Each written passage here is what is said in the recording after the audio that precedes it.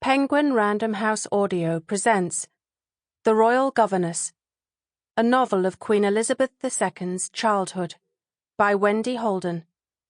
Read for you by Katharine Lee Mcewan. To Nodge, Andrew, and Isabella. Prologue. Aberdeen, Scotland, July 1987. Everything was ready. The mahogany table in the dining room was spread with a white lace cloth. Sunlight streaming through the wide bay window set the gold rims of the china cups ablaze. Plates had been set out with little white linen napkins. Silver cake forks had been removed from boxes and polished. Sugar tongs, a silver cream jug, and silver spoons all shone brilliantly. In the cool of the kitchen, sandwiches waited on best plates, smoked salmon, chicken, ham and cucumber, all with the crusts removed. There were the circular jam sandwiches, jam pennies, that had always been a favourite. There were scones and muffins and a magnificent chocolate cake. There were flowers everywhere, bought specially for the occasion. Vases and jugs rescued from dark cupboards had been washed and restored to use. Pastel summer petals foamed on every surface, and the rich scent of roses mingled with that of beeswax polish. On the other side of the hall, in the high-ceilinged drawing-room, a tall old woman in a pale pink dress stood straight-backed at the window. Pearls glowed at her neck and on the decoration pinned to her bosom. On either side of her nose, large sloping eyes burned with anticipation. She was breathing rapidly, and her knuckles were clamped to the sill. Her entire being was focused on the end of the street, where it met the busy main road. It was along there that her visitors would come. They had not been here before, to her fine big villa on one of the city's best streets, built of the local grey granite. In dark weather it looked sombre, but in sunshine, against a blue sky, it glittered. Today, the end of July, was one of those beautiful glittering days. The light through the drawing-room's big window fell on the elegant stone mantelpiece. On it stood a row of silver-framed photographs. One was of two smiling little girls, dressed identically in red tartan kilts and jerseys. The elder held a brown dog with pointed ears, which the younger was petting. They stood against a tulip border, and behind them were castle towers. The photograph next to this one showed the same girls in coronets. They looked immensely serious in long white dresses, fur-edged cloaks flowing round like a velvet river. Behind them stood a man and woman, also in cloaks and in crowns heavy with jewels. The man looked apprehensive, but the woman's gaze had a steely strength. In the quiet of the drawing-room, the old lady continued to wait. From time to time she gave an excited sigh, as if a long-held dream was to be realized. Perhaps this year, finally it would be fulfilled. She never ceased to hope.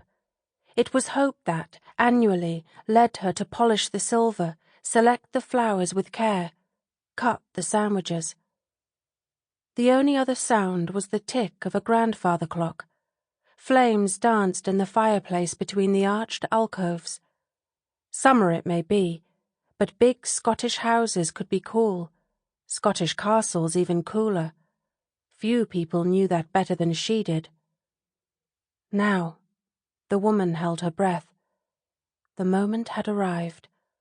Along the main road from the airport, a limousine had glided into view. That would be the police escort. Her guests would be in the one directly behind. The old hands gripped the sill harder. She thought she could see, in the rear, the pale flash of a familiar face. In the front of the second car, a fogyish young man opened an attaché case, He was new to the job, and his movements betrayed his nervousness. He took out a piece of paper and twisted his pin-striped body to the rear. Here sat two dark-haired middle-aged women, between whom there was a strong sisterly resemblance. One was heavily made up, deeply tanned, and wearing a bright coral frock with theatrical white jewellery. The other, more conservative, wore a fawn twinset, a kilt, and a double string of pearls. Her hair rose from her forehead in a dark wave. The new equerry respectfully cleared his throat. "If I might mention it, ma'am, we are about to pass the road where a former employee of the royal household lives." The woman in the twinset had been gazing out the window. Now she looked at the equerry. "Her name is Marion Crawford. She says she was your Majesty's governess for 17 years. I'm told she writes every year, offering your Majesty the opportunity to take tea with her on the way to Balmoral." The equerry paused. "I thought perhaps—" The woman with the tan burst in shrilly. "Letters from Marion Crawford should be handled with a very long pair of forceps." She looked agitatedly at her sister. "Lilibet?" There was no reply. The chauffeur gently pressed the brake.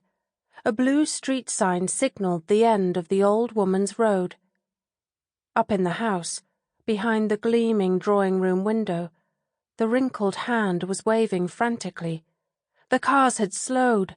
Finally, after all these years, they would turn up the avenue and into her drive. She had opened the gates, as she always did. "Lilibet!" demanded the woman, in the bright coral frock. Part 1. Edinburgh, 1932. Chapter 1. The classroom was gloomy. Everything was brown, from the desks with their lids and inkwells to the wooden forms and floorboards. Brown was the heavy Bakelite clock, and brown the picture frame surrounding a bulge-eyed King George V and a flint-faced Queen Mary. A brown leather strap, or tawse, jiggled in the schoolmaster's bony hand. It looked well worn, as if often used. The sight of it made Marion wince. Corporal punishment, in her view, had no place in modern classrooms, nor, for that matter, had Dr. Stone, the gaunt and black-gowned schoolmaster whose lesson she was sitting in on. "I was expecting someone much older," he had growled at her in greeting. "And male." Marion could not imagine why Miss Golspie, the college principal, had sent her to observe such an establishment. Glen Lorne was Edinburgh's most expensive private prep school. It was for the sons of the city's wealthy citizens, who would go on afterward to the major public schools. As Miss Golspie well knew, none of this appealed to Marion.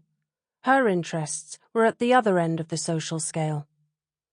It didn't help that Dr. Stone kept staring at her hair, and addressed all his remarks to it, as if making some satirical point.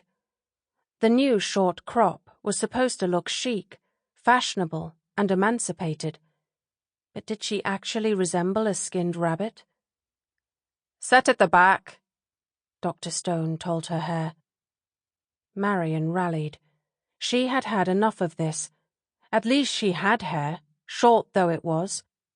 His ghoulish yellow cranium, on the other hand, had a mere few greasy strands plastered across it. "If you don't mind," she crisply informed him, "I'd prefer to observe from the front."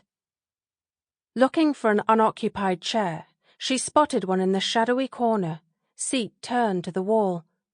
Through the wooden struts of the chair back, a tall white cone was visible. As she approached, she saw a letter D. She blinked. Was it possible, in this day and age? "You are proposing to sit on the dunce's chair." The master's tone dripped acid amusement. Marion did not. Sample complete. Ready to continue?